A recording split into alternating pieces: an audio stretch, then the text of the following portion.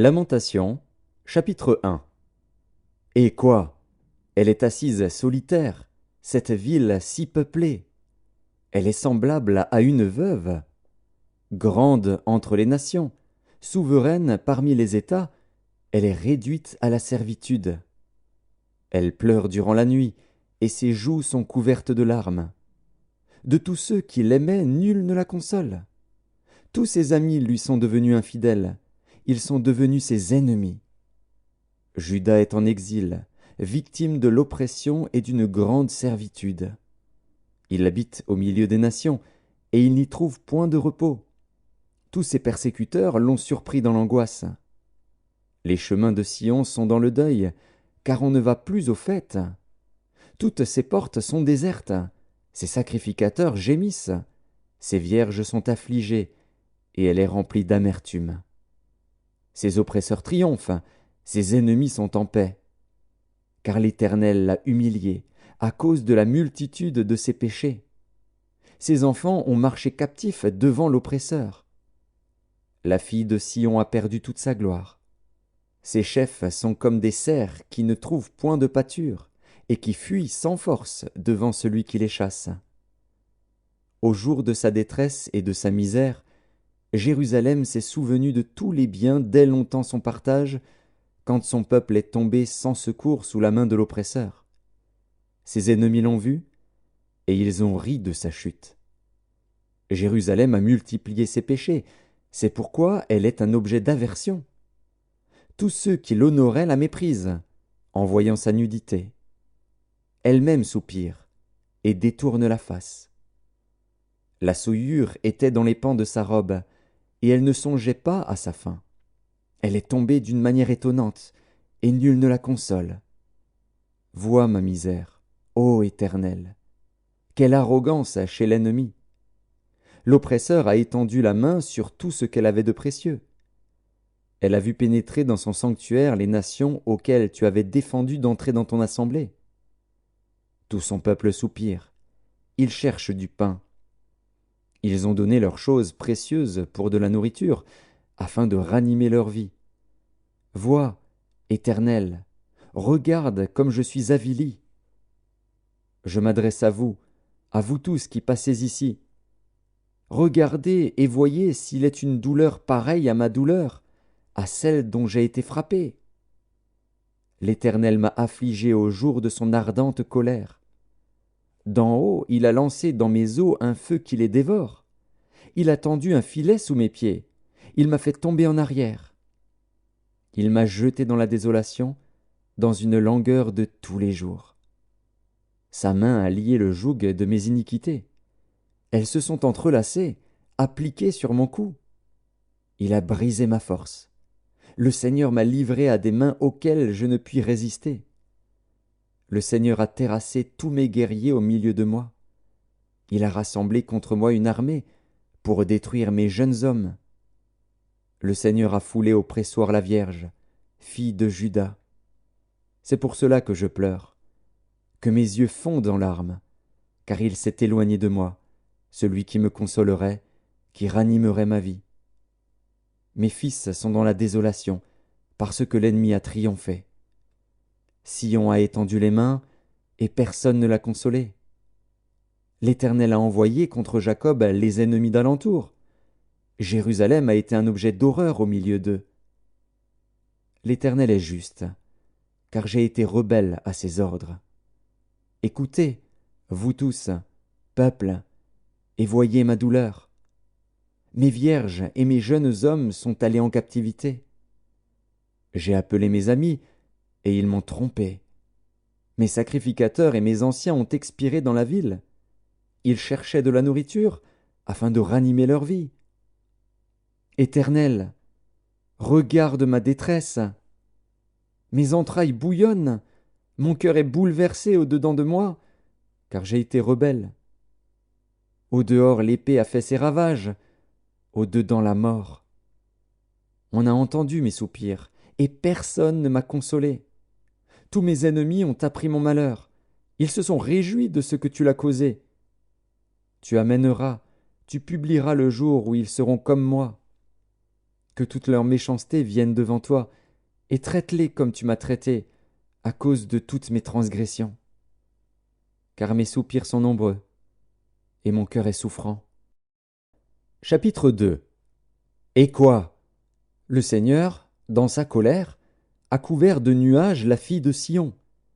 Il a précipité du ciel sur la terre la magnificence d'Israël. Il ne s'est pas souvenu de son marchepied au jour de sa colère. Le Seigneur a détruit sans pitié toutes les demeures de Jacob. Il a, dans sa fureur, renversé les forteresses de la fille de Juda. Il les a fait rouler à terre. Il a profané le royaume et ses chefs. Il a, dans son ardente colère, abattu toute la force d'Israël. Il a retiré sa droite en présence de l'ennemi. Il a allumé dans Jacob des flammes de feu qui dévorent de tous côtés. Il a tendu son arc comme un ennemi. Sa droite s'est dressée comme celle d'un assaillant. Il a fait périr tout ce qui plaisait au regard. Il a répandu sa fureur comme un feu sur la tente de la fille de Sion. Le Seigneur a été comme un ennemi. Il a dévoré Israël. Il a dévoré tous ses palais. Il a détruit ses forteresses. Il a rempli la fille de Juda de plaintes et de gémissements. Il a dévasté sa tente comme un jardin. Il a détruit le lieu de son assemblée. L'Éternel a fait oublier en Sion les fêtes et le sabbat, et, dans sa violente colère, il a rejeté le roi et le sacrificateur. Le Seigneur a dédaigné son autel, repoussé son sanctuaire. Il a livré entre les mains de l'ennemi les murs des palais de Sion. Les cris ont retenti dans la maison de l'Éternel, comme en un jour de fête. L'Éternel avait résolu de détruire les murs de la fille de Sion. Il a tendu le cordeau, il n'a pas retiré sa main sans les avoir anéantis. Il a plongé dans le deuil remparts et murailles, qui n'offrent plus ensemble qu'une triste ruine. Ses portes sont enfoncées dans la terre. Il en a détruit, rompu les barres. Son roi et ses chefs sont parmi les nations. Il n'y a plus de loi. Même les prophètes ne reçoivent aucune vision de l'Éternel. Les anciens de la fille de Sion sont assis à terre, ils sont muets. Ils ont couvert leur tête de poussière, ils se sont revêtus de sacs. Les vierges de Jérusalem laissent retomber leur tête vers la terre. Mes yeux se consument dans les larmes, mes entrailles bouillonnent, ma bile se répand sur la terre, à cause du désastre de la fille de mon peuple, des enfants et des nourrissons en défaillance dans les rues de la ville. Ils disaient à leur mère, « Où y a-t-il du blé et du vin ?» Et ils tombaient comme des blessés dans les rues de la ville. Ils rendaient l'âme sur le sein de leur mère. Que dois-je te dire? À quoi te comparer, fille de Jérusalem? Qui trouvait de semblable à toi, et quelle consolation te donner, vierge, fille de Sion? Car ta plaie est grande comme la mer.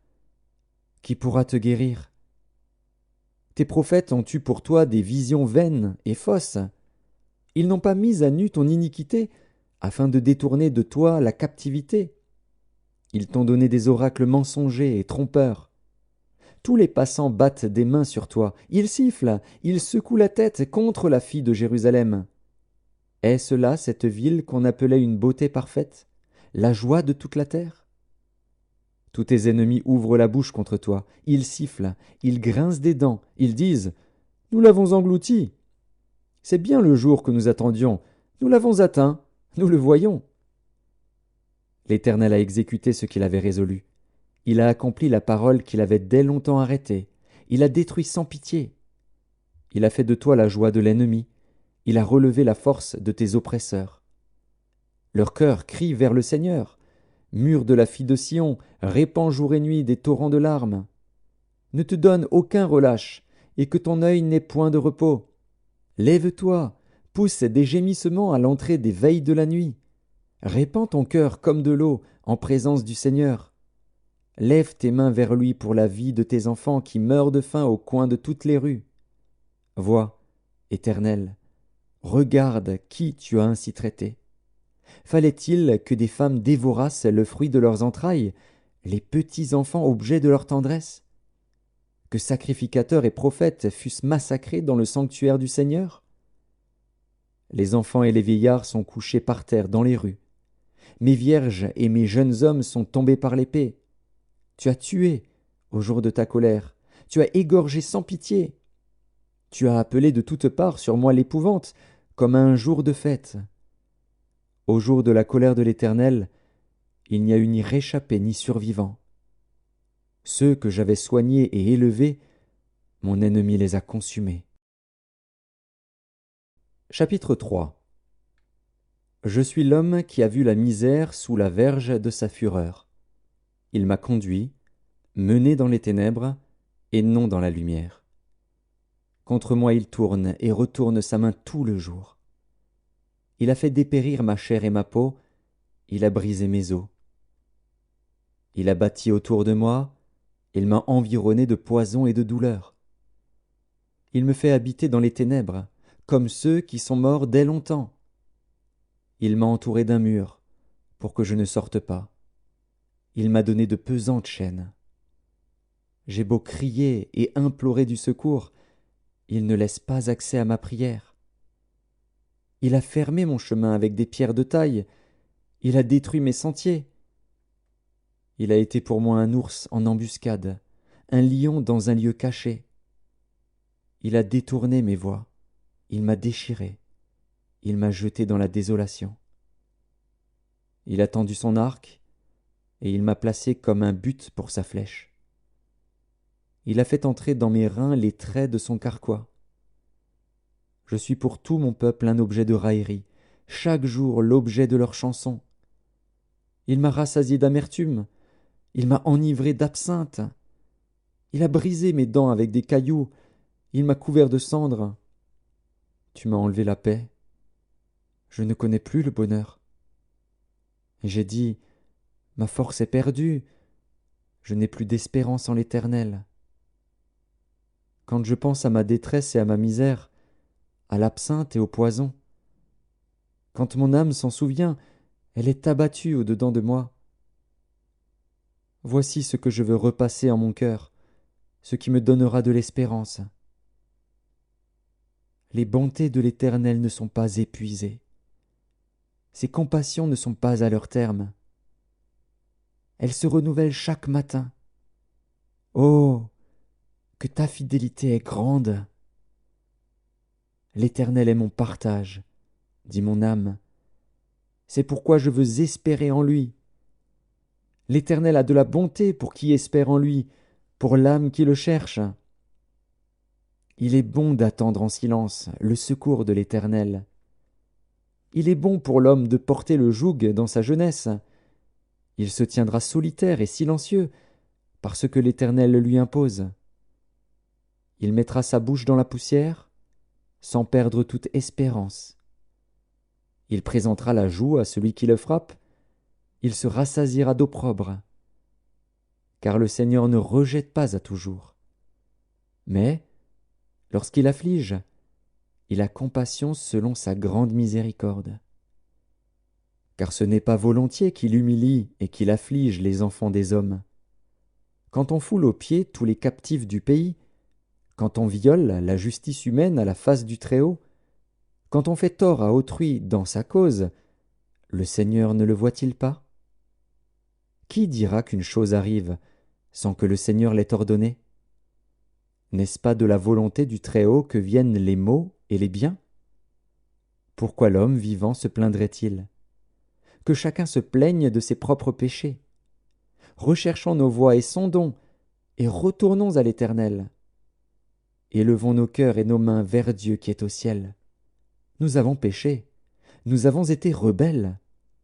Tu n'as point pardonné. Tu t'es caché dans ta colère, et tu nous as poursuivis.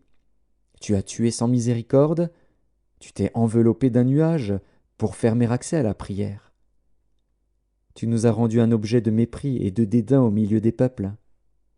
Ils ouvrent la bouche contre nous, tous ceux qui sont nos ennemis. Notre partage a été la terreur et la fosse, le ravage et la ruine. Des torrents d'eau coulent de mes yeux, à cause de la ruine de la fille de mon peuple. Mon œil fond en larmes, sans repos, sans relâche, jusqu'à ce que l'Éternel regarde et voie du haut des cieux. Mon œil me fait souffrir, à cause de toutes les filles de ma ville. Ils m'ont donné la chasse comme à un oiseau, ceux qui sont à tort mes ennemis. Ils ont voulu anéantir ma vie dans une fosse, et ils ont jeté des pierres sur moi. Les eaux ont inondé ma tête. Je disais, je suis perdu. J'ai invoqué ton nom, ô Éternel, du fond de la fosse. Tu as entendu ma voix. Ne ferme pas l'oreille à mes soupirs, à mes cris. Au jour où je t'ai invoqué, tu t'es approché. Tu as dit, ne crains pas. Seigneur, tu as défendu la cause de mon âme. Tu as racheté ma vie. Éternel, tu as vu ce qu'on m'a fait souffrir. Rends-moi justice. Tu as vu toute leur vengeance, tout leur complot contre moi. Éternel, tu as entendu leurs outrages, tout leur complot contre moi, les discours de mes adversaires et les projets qu'ils formaient chaque jour contre moi. Regarde quand ils sont assis et quand ils se lèvent. Je suis l'objet de leurs chansons. Tu leur donneras un salaire, ô Éternel, selon l'œuvre de leurs mains. Tu les livreras à l'endurcissement de leur cœur, à ta malédiction contre eux. Tu les poursuivras dans ta colère, et tu les extermineras de dessous les cieux, ô Éternel. Chapitre 4. Et quoi? L'or a perdu son éclat. L'or pur est altéré. Les pierres du sanctuaire sont dispersées au coin de toutes les rues. Les nobles fils de Sion, estimés à l'égal de l'or pur, sont regardés, hélas, comme des vases de terre, ouvrage des mains du potier. Les chacals même présentent la mamelle et allaitent leurs petits. Mais la fille de mon peuple est devenue cruelle, comme les autruches du désert. La langue du nourrisson s'attache à son palais, desséché par la soif. Les enfants demandent du pain, et personne ne leur en donne. Ceux qui se nourrissaient de mets délicats périssent dans les rues. Ceux qui étaient élevés dans la pourpre embrassent les fumiers. Le châtiment de la fille de mon peuple est plus grand que celui de Sodome, détruite en un instant, sans que personne ait porté la main sur elle. Ces princes étaient plus éclatants que la neige, plus blancs que le lait. Ils avaient le teint plus vermeil que le corail. Leur figure était comme le saphir. Leur aspect est plus sombre que le noir. On ne les reconnaît pas dans les rues. Ils ont la peau collée sur les os, sèche comme du bois. Ceux qui périssent par l'épée sont plus heureux que ceux qui périssent par la faim, qui tombent exténués, privés du fruit des champs. Les femmes, malgré leur tendresse, font cuire leurs enfants. Ils leur servent de nourriture, au milieu du désastre de la fille de mon peuple. L'Éternel a épuisé sa fureur, il a répandu son ardente colère. Il a allumé dans Sion un feu qui en dévore les fondements. Les rois de la terre n'auraient pas cru, aucun des habitants du monde n'aurait cru que l'adversaire, que l'ennemi entrerait dans les portes de Jérusalem. Voilà le fruit des péchés de ses prophètes, des iniquités de ses sacrificateurs, qui ont répandu dans son sein le sang des justes. Ils erraient en aveugles dans les rues, souillés de sang. On ne pouvait toucher leurs vêtements. Éloignez-vous, impurs, leur criait-on. Éloignez-vous, éloignez-vous, ne nous touchez pas. Ils sont en fuite, ils errent çà et là. On dit parmi les nations, ils n'auront plus leur demeure. L'Éternel les a dispersés dans sa colère. Il ne tourne plus les regards vers eux. On n'a eu ni respect pour les sacrificateurs, ni pitié pour les vieillards. Nos yeux se consumaient encore, et nous attendions vainement du secours. Nos regards se portaient avec espérance vers une nation qui ne nous a pas délivrés. On épiait nos pas pour nous empêcher d'aller sur nos places. Notre fin s'approchait. Nos jours étaient accomplis. Notre fin est arrivée. Nos persécuteurs étaient plus légers que les aigles du ciel. Ils nous ont poursuivis sur les montagnes. Ils nous ont dressé des embûches dans le désert. Celui qui nous faisait respirer, loin de l'Éternel, a été pris dans leur fosse. Lui de qui nous disions, Nous vivrons sous son ombre parmi les nations. Réjouis-toi, tressaille d'allégresse, fille d'Édom, habitante du pays d'Utz. Vers toi aussi passera la coupe. Tu t'enivreras, et tu seras mise à nu. Fille de Sion, ton iniquité est expiée. Il ne t'enverra plus en captivité. Fille d'Édom, il châtiera ton iniquité. Il mettra tes péchés à découvert. Chapitre 5. Souviens-toi, Éternel, de ce qui nous est arrivé. Regarde, vois notre opprobre. Notre héritage a passé à des étrangers, nos maisons à des inconnus. Nous sommes orphelins, sans père. Nos mères sont comme des veuves. Nous buvons notre eau à prix d'argent, nous payons notre bois. Nous sommes poursuivis, le joug sur le cou.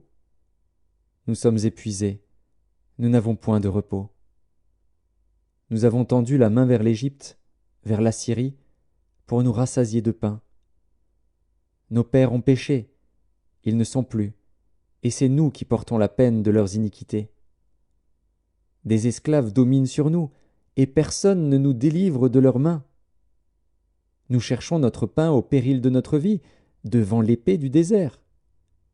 Notre peau est brûlante comme un four, par l'ardeur de la faim. Ils ont déshonoré les femmes dans Sion, les vierges dans les villes de Juda. Des chefs ont été pendus par leurs mains.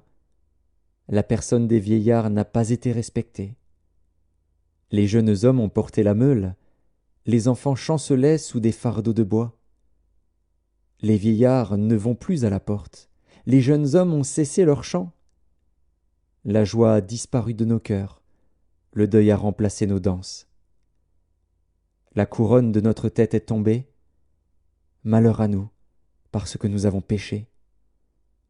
Si notre cœur est souffrant, si nos yeux sont obscurcis, c'est que la montagne de Sion est ravagée, c'est que les renards s'y promènent. Toi, l'Éternel, tu règnes à jamais. Ton trône subsiste de génération en génération. Pourquoi nous oublierais-tu pour toujours, nous abandonnerais-tu pour de longues années? Fais-nous revenir vers toi, ô Éternel, et nous reviendrons. Donne-nous encore des jours comme ceux d'autrefois. Nous aurais-tu entièrement rejetés, et t'irriterais-tu contre nous jusqu'à l'excès?